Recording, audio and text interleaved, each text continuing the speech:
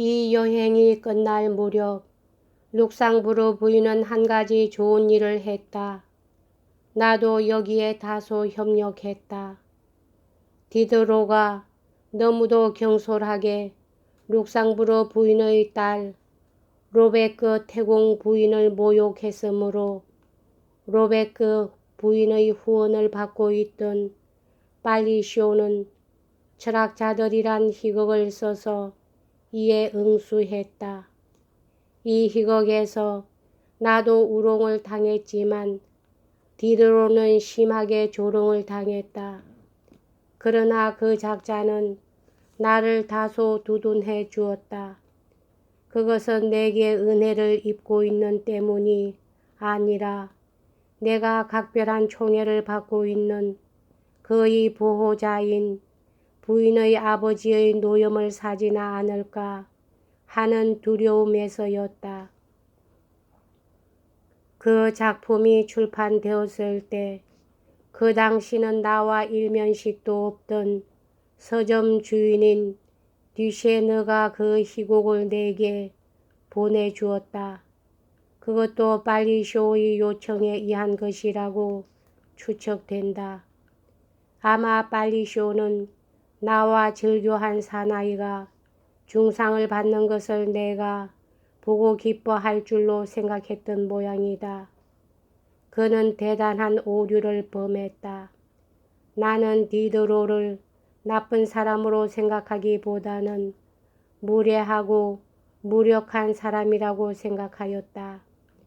그와 절교는 했어도 그에 대한 애정은 나의 심중에 여전히 남아있었다. 더욱이 오랫동안 서로가 성실하였던 우리의 옛 우정에 대한 존경과 경의도 잃지 않았다. 그러나 그림에 대해서는 전혀 그렇지가 못했다.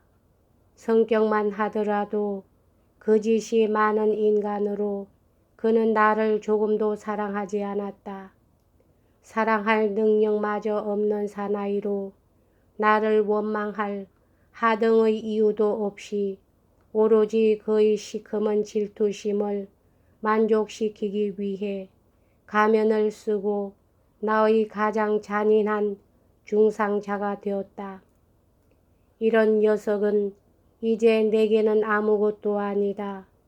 그러나 디드로는 언제까지나 나의 옛 친구임에 변함이 없을 것이다. 이 기분 나쁜 작품을 읽노라니 오장육부가 뒤틀릴 지경이었다. 그래서 더는 그것을 참고 읽을 수 없었다. 읽다 말고 다음과 같은 편지와 함께 그 작품을 듀세느에게 돌려보냈다. 몽모랑시 1760년 5월 21일 보내주신 작품을 읽다가 나를 칭찬하신 것을 보고 전율을 금치 못했습니다.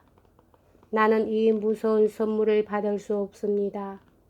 모욕을 줄 생각으로 보내신 것이 아닌 것은 잘 압니다만 이 소책자 속에서 부당하게도 나쁜 사람으로 조롱을 받고 있는 사람이 나의 존경하는 친구라는 것을 당신은 모르시거나 아니면 잊으신 모양입니다.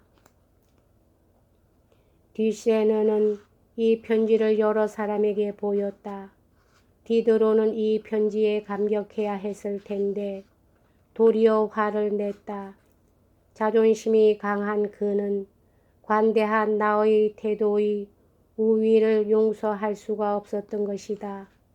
그리고 그의 부인은 가는 곳마다 나에 대한 불평을 늘어놓았으나 나는 그런 불평에 그다지 마음을 쓰지 않았다. 그 내가 떠벌이라는 것은 세상이 다 알고 있다는 것을 나는 알고 있었기 때문이다. 디드로 측에서는 모렐레 신부를 복수자로 내세웠는데 이 사나이는 작은 예언자를 흉내낸 환상이란 소품을 써서 빨리쇼와 대결하였다. 모렐레 신부는 이 소품 가운데서 로베크 부인을 지극히 경솔하게 모욕했으므로 부인의 친구들을 그를 바스티유 감옥에 투옥시켰다. 이것을 친구들의 지시라고 말할 수 있는 것은 부인은 원래 복수심 같은 것이 없는 사람이고 또 당시 부인은 빈사 상태에 있었으므로 부인이 이런 일에 개입하지 않았다는 것을 내가 확신하기 때문이다.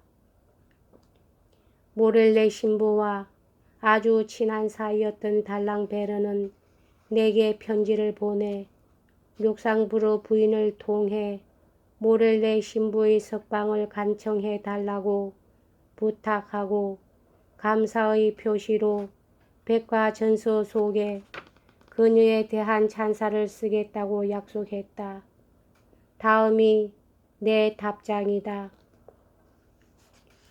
저는 귀형의 편지를 받기 전에 모렐레 신부의 구금에 대해 제가 마음 아파하고 있는 것을 룩상부르 부인에게 전했습니다.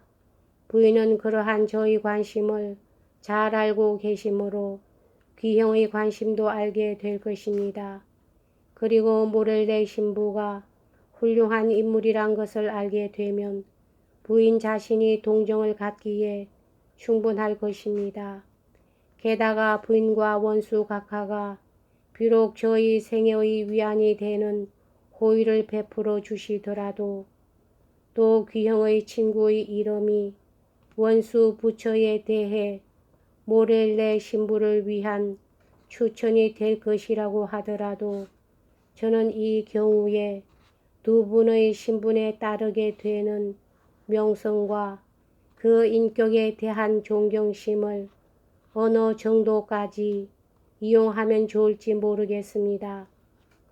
귀형이 그렇게 생각하시는 것처럼 문제의 복수 행위가 로베크 부인과 관계에 있다는 점에 대하여 저는 납득이 가지 않습니다. 서로 그렇다 하더라도 보복의 기법은 오로지 철학자의 전유물이라고 기대해서는 안 되며 또 그들이 여자이기를 바랄 때 여자를 철학자라 기대해서도 안 될 것입니다. 귀형의 편지를 룩상부르 부인께 보여서 부인이 저에게 무슨 말씀이 있으면 귀하에게 알려드리겠습니다. 그렇지만 미리 귀하에게 단정할 수 있을 만큼 부인을 잘 알고 있다고 믿는 저로서는 부인이 모렐레 신부의 석방에 기꺼이 협력한다 하더라도 귀형이 백과전서 속의 부인을 소개하기로 언약한 사례는 절대로 받지 않을 것입니다. 비록 부인이 그렇게 되는 것을 명예로 생각하더라도 부인이 착한 일을 하는 것은 찬사를 받기 위해서가 아니라 마음의 만족을 위해서이기 때문입니다. 나는 한 가엾은 수인을 위해 룩상부르 부인의 열의와 동정을 불러일으키려고 있는 힘을 다했다. 그 결과 마침내 성공했다. 그녀는 그 일로 특별히 생플로랑땡 백작을 만나기 위해 베르사유로 떠났다. 이 여행 때문에 몽모랑시의 체제 기간이 단축되었다. 이와 때를 같이하여 원수도 부득이 그곳을 떠나게 되어 루앙으로 갔다. 그 밖에 법원에서의 어떤 불온한 운동을 진압하기 위해 원수는 노르망디 총독으로서 왕으로부터 파견을 받게 된 것이다. 룩상부르 부인이 출발한 다음 날에 내게 보낸 편지는 다음과 같다. 베르사유 수요일. 원수께서는 어제 아침 6시에 출발했습니다. 제가 가게 될지 어떨지는 아직 알 수 없습니다. 저는 그분의 소식을 기다리고 있습니다. 왜냐하면 원수 자신도 얼마 동안 그곳에 머물러 계실지 모르고 있기 때문입니다. 저는 생플로랑땡 씨를 만났는데 씨는 모렐레 신부에 대해 대단히 호의를 갖고 있었습니다. 다만 씨가 보는 견해로는 다소의 장애가 있기는 하나 씨는 다음 주에 있을 국왕과의 최초의 협의석상에서 그것을 무사히 결말을 짓겠다고 말했습니다. 저는 또 모렐레 신부의 낭시로의 추방설을 들었으므로 추방되지 않도록 관대한 조처를 단언했습니다. 이상 제가 힘쓴 결과입니다. 하지만 귀하가 바라는 대로 이 사건이 해결될 때까지 생플로랑떼 씨가 계속해서 노력하도록 하겠다는 것을 귀하에게 약속드립니다. 그렇게도 일찍 귀하와 헤어지지 않으면 안 되었던 저희 슬픔을 지금 귀하에게 어떻게 말씀드려야 좋을지 모르겠습니다. 그러나 귀하께서 이해해 주실 줄로 믿습니다. 저는 귀하를 진심으로 그리고 이 생명 다하도록 사랑하겠습니다. 며칠 후 나는 다음과 같은 달랑베로의 편지를 받았는데 그것은 나에게 무한한 기쁨을 주었다. 여기까지 하겠습니다.